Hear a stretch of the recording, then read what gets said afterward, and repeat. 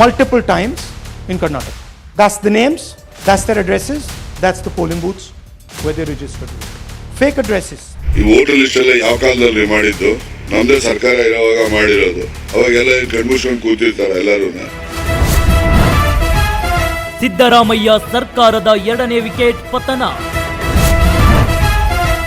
ಸಂಪುಟದಿಂದ ಸಿಎಂ ಸಿದ್ದು ಆಪ್ತ ಕೆಎನ್ ರಾಜಣ್ಣ ವಜಾ. ಮತಗಳ್ಳತನ ಆರೋಪದ ವಿರುದ್ಧ ಮಾತನಾಡಿದ್ದಕ್ಕೆ ತಲೆದಂಡ. 1,250,000 वोट चोरी किए गए. ಈಗ first voter list draft electoral rolls ಅನ್ನು ಪಬ್ಲಿಷ್ ಮಾಡಿ ಅಬ್ಜೆಕ್ಷನ್ ಕರೀತಾರೋ ಇಲ್ವೋ? ಕರೆದಾಗ ಏನ್ ಮಾಡ್ತಿದ್ದ ನಾವೆಲ್ಲ? ನಾಗೇಂದ್ರ ಬಳಿಕ ಸಿದ್ದರಾಮಯ್ಯ ಸರ್ಕಾರದ 2ನೇ ವಿಕೆಟ್ ಪತನವಾಗಿದ್ದು, ಸಂಪುಟದಿಂದ ಸಿಎಂ ಸಿದ್ದು ಆಪ್ತ ಕೆಎನ್ ರಾಜಣ್ಣ ವಜಾಗೊಳಿಸಲಾಗಿದೆ. ಮತಗಳ್ಳತನ ಆರೋಪ ಮಾಡಲು ನಾಚಿಕೆ ಆಗಬೇಕು ಎಂದಿದ್ದಕ್ಕೆ ಮಂತ್ರಿ ತಲೆದಂಡವಾಗಿದೆ ಎನ್ನಲಾಗಿದೆ. ಹೌದು, ಬಿಜೆಪಿ ಚುನಾವಣಾ ಆಯೋಗದ ವಿರುದ್ಧ ಮತಗಳ್ಳತನದ ಆಟಂ ಬಾಂಬ್ ಸಿಡಿಸಿರೋ ರಾಹುಲ್ ಕೆಲ ದಿನಗಳ ಹಿಂದಷ್ಟೇ ಬೆಂಗಳೂರಿಗೆ ಆಗಮಿಸಿ ಬೃಹತ್ ಹೋರಾಟ ನಡೆಸಿದ್ರು. ರಾಹುಲ್ ಗಾಂಧಿಗೆ ಸಿಎಂ, ಡಿಸಿಎಂ, ಸಚಿವರು, ಶಾಸಕರು ಸೇರಿ ಕಾಂಗ್ರೆಸ್ಸಿನ ಲಕ್ಷಾಂತರ ಕಾರ್ಯಕರ್ತರು ಸಾಥ್ ನೀಡಿದ್ರು.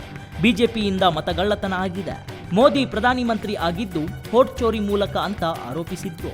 ಮತಗಳ್ಳತನ ಆಗಿದ್ದಕ್ಕೆ ಸಾಕ್ಷಿಯನ್ನ ರಿಲೀಸ್ ಮಾಡಿ ರಾಜ್ಯ ಸರ್ಕಾರಕ್ಕೆ ತನಿಖೆಗೂ ಸೂಚಿಸಲಾಗಿತ್ತು.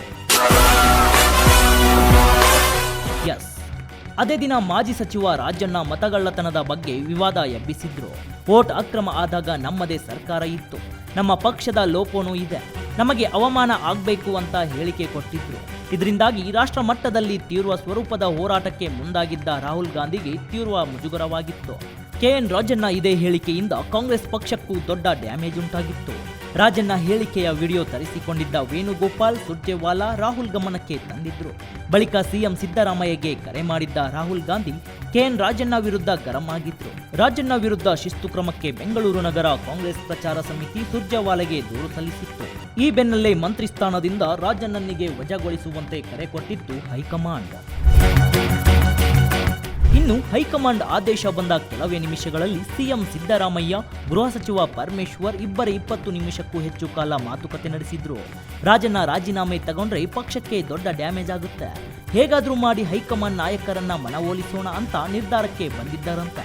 ಇದೇ ಟೈಮಲ್ಲಿ ಸಿಎಂ ಸಭೆಗೆ ಡಿಸಿಎಂ ಡಿಕೆಶಿ, ಸಚಿವ ಬೈರತಿ ಸುರೇಶ್ ಕೂಡ ಬಂದಿದ್ರು. ಈ ವೇಳೆ ದೆಹಲಿ ನಾಯಕರಿಗೂ ಫೋನ್ ಮಾಡಿ ಮನವೊಲಿಸೋಕೆ ಸಾಕಷ್ಟು ಪ್ರಯತ್ನ ಪಟ್ಟಿದ್ದರಂತೆ. ಆದ್ರೆ ಯಾವುದೂ ಫಲ ಕೊಡಲಿಲ್ಲ ಎನ್ನಲಾಗಿದೆ. ಒಂದ್ ಕಡೆ ಸಿಎಂ ಮೀಟಿಂಗ್ ಮಾಡ್ತಿದ್ರೆ, ಇನ್ನೊಂದ್ ಕಡೆ ವಾಲ್ಮೀಕಿ ಸಮುದಾಯದ ರಾಜಣ್ಣ ಸತೀಶ್ ಜಾರಕಿಹೊಳಿ ಅವರನ್ನ ಭೇಟಿಯಾಗಿ ಮಾತುಕತೆ ನಡೆಸಿದ್ರಂತ. ಆದ್ರೆ ಈ ಪ್ರಯತ್ನವು ವರ್ಕೌಟ್ ಆಗ್ಲೇ ಇಲ್ಲ. ಆಪ್ತನನ್ನ ಸಂಪುಟದಿಂದ ಕೈಬಿಡಲು ಒಲ್ಲದ ಮನಸ್ಸಿನಲ್ಲಿದ್ದ ಸಿಎಂ ಭಾವುಕರಾಗಿಯೇ ರಾಜಭವನಕ್ಕೆ ಪತ್ರ ರವಾನಿಸಿದ್ರು ಎಂಬ ಮಾಹಿತಿ ಲಭ್ಯವಾಗಿದೆ. Rajanna dismiss secret. ವಿವಾದಗಳ ಸರದಾರ ಎಂದೇ ಕಾಂಗ್ರೆಸ್ನಲ್ಲಿ ರಾಜಣ್ಣ ಪರಿಚಿತ.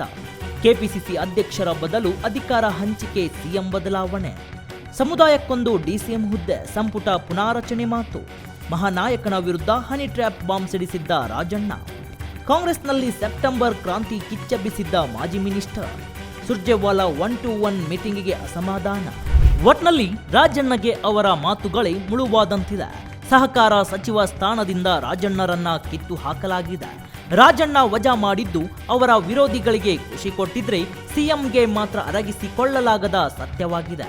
ಅದೇನೇ ಆಗ್ಲಿ, ಪಕ್ಷದ ನಿಯಮ ಮೀರಿದ್ರೆ, ಶಿಸ್ತು ಮೀರಿ ನಡ್ಕೊಂಡ್ರೆ ಯಾರಿಗೂ ಉಳಿಗಾಲವಿಲ್ಲ ಅನ್ನೋ ಸಂದೇಶವನ್ನ ಎಲ್ಲರಿಗೂ ಸ್ಪಷ್ಟವಾಗಿ ರವಾನಿಸಿದೆ high command. Harish Ajjappa, speed news Kannada, Bengaluru.